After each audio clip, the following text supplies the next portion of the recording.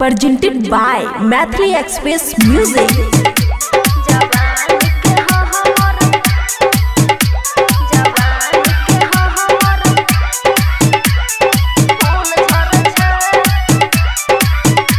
जवानी के हो हमर फूल झरे छे,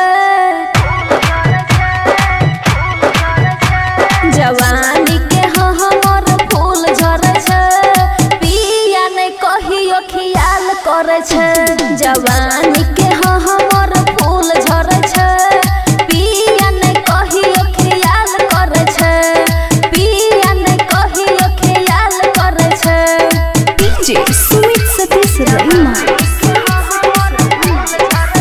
खुशी रिकॉर्डिंग स्टूडियो बलुआहा। सुने हो हमर कहानी गे, झहरैया पानी जन जवानी गे,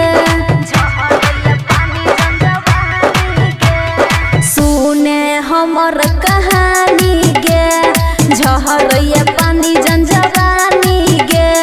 बछरू के जेना उतपाज करे छे,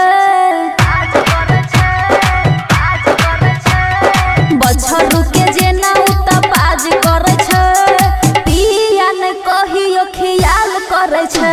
जवानी के हो हमर फूल झरे छे, पिया ने कहियो ख्याल करे छे। डीजे सुमित सतीश रईमा,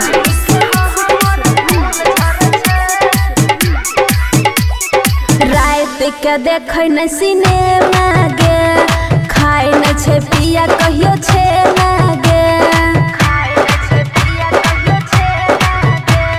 रात के देखे न सिनेमा गे, खाए न छे पिया कहियो छे ना गे। दीपाली के मन सवाल करे छे, दीपाली के मन सवाल करे छे, पिया ने कहियो ख्याल करे छे। जवानी के हो हमर फूल झरे छे, पिया ने कहियो ख्याल करे छे, पिया ने कहियो ख्याल करे छे, पिया ने कहियो ख्याल करे छे। खुशी रिकॉर्डिंग स्टूडियो बलुआहा।